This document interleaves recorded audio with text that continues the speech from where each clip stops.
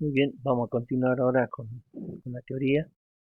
En este caso tenemos que son los esquemas proposicionales.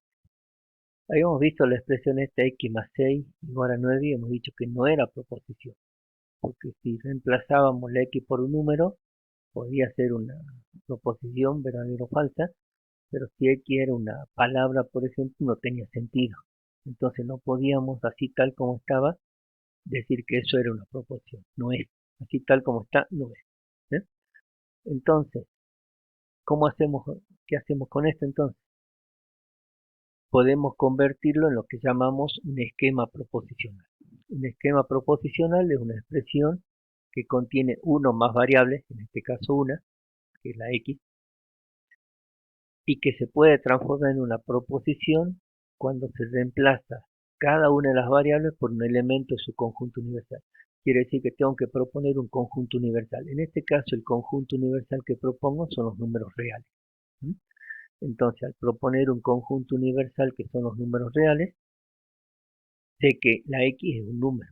Entonces, dependiendo del valor que uno reemplace, eso puede ser ya sea verdadero o falso.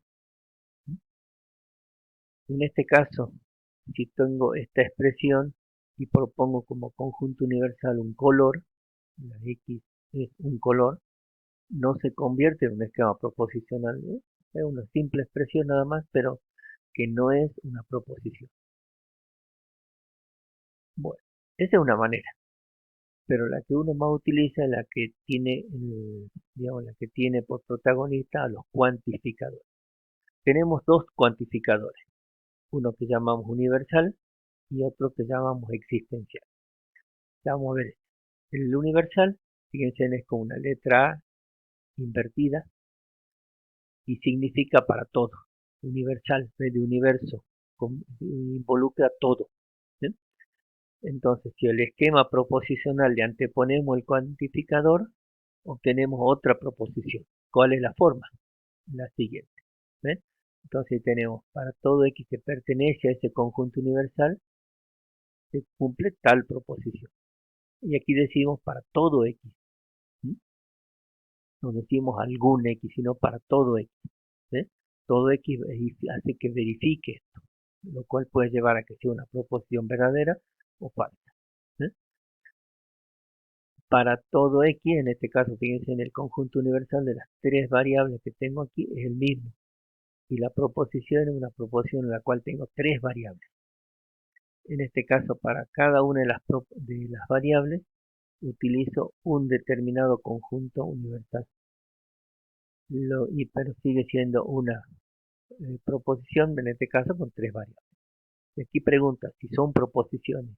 Y evidentemente sí lo son, porque lo que me está diciendo es que al reemplazar la o las variables por elementos de los conjuntos universales, dependiendo cuál hayamos tomado, transforma el esquema, lo que era un esquema, en una proposición. En otras palabras, todo elemento del conjunto universal satisface el esquema. Fíjense en este caso. El conjunto universal que estamos tomando son todos los reales. Y decimos x es positivo. O sea, x es cualquier número perteneciente a los reales. Al reemplazar por cualquier x me va a dar siempre que x es positivo. ¿Ven? Porque los números reales abarcan tanto los positivos como los negativos. Entonces, que haya uno que ya no verifique, ya se convierte en una proposición falsa. Uno al menos que no verifique ya sería falso. En cambio aquí dice para todo x que pertenece a los naturales. Los naturales ustedes saben que el 1, 2, 3, 4 y siguen todos los números. Esos números siempre son positivos.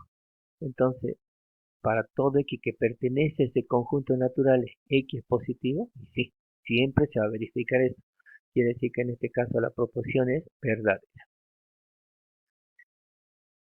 Y el segundo cuantificador es el existencial. Es una E escrita al revés, que uno lo nombra como, o sabe que el concepto es que existe algún número, hay algún número que verifica tal cosa. ¿sí? Por ejemplo. Entonces, si le antes ponemos el cuantificador, la proposición toma esta forma. Existe x que pertenece al conjunto universal tal que p de x. Algo que tienen que fijarse es que cuando decimos el existe, hay una barrita vertical. una barrita inclinada, ¿sí? Mientras que en el caso del para todo hay dos puntitos que separan la parte del conjunto universal con relación a la proporción en sí. Entonces significa que hay algún elemento del conjunto universal que verifica y que lo transforma el esquema en una proposición. ¿Ves? Hay algún elemento, existe algún elemento. Y es el concepto que tienen que tener ustedes. Entonces fíjense aquí. ¿Existe algún número real tal que X es positivo? ¿Existe alguno? Y sí, ¿ven? Porque hay dicho que los reales eran tanto positivos como negativos. Y aquí me está diciendo que existe, entonces esta es verdadera. En este otro caso, existe X que pertenece a. ¿Qué es A? El conjunto de los reales, pero los X son menores que 0, entonces son números negativos. Y aquí me está diciendo que X es positivo. Entonces, ¿habrá algún valor, existirá algún valor de A que al reemplazarlo aquí esto se haga efectivamente positivo? Y no ven porque todos los valores son negativos, entonces esa proposición sería falsa. Negación de las proposiciones cuantificadas. Entonces nosotros aquí lo que tenemos es la proposición, digamos, una proposición en la cual estamos utilizando un cuantificador universal. Entonces la negación del mismo, ¿a qué me lleva? Es equivalente a qué cosa. A, que el cuantificador cambia, ¿ven? De universal cambia existencial. Y luego, ¿qué ocurre? Tengo que negar la proposición dada. Y en el caso del existencial, al negar una proposición con un cuantificador existencial, se convierte en qué? Es equivalente a qué. Cambia el existe por un para todo y niego la proposición correspondiente. Ejemplo, existe X tal que X es impar. ¿Sí? Hay números impares. Entonces estas son diferentes formas de decir eso con palabras. ¿Ven? Aquí está en forma simbólica, mientras que en las tres líneas que continúan está en forma de texto. ¿Mm? Pues, ¿cuál sería la negación? Entonces hemos dicho, el existe se tiene que convertir en un para todo. Y luego tengo que negar la proposición dada. Entonces, el existe se convirtió en para todo y X no es impar. Estoy negando la proposición dada. Y aquí tienen ustedes, comparen luego para cada una de las expresiones escritas anteriormente, cuáles serían las negaciones correspondientes. Leyes de De Morgan. Bueno, aquí lo que estamos viendo es la negación de qué?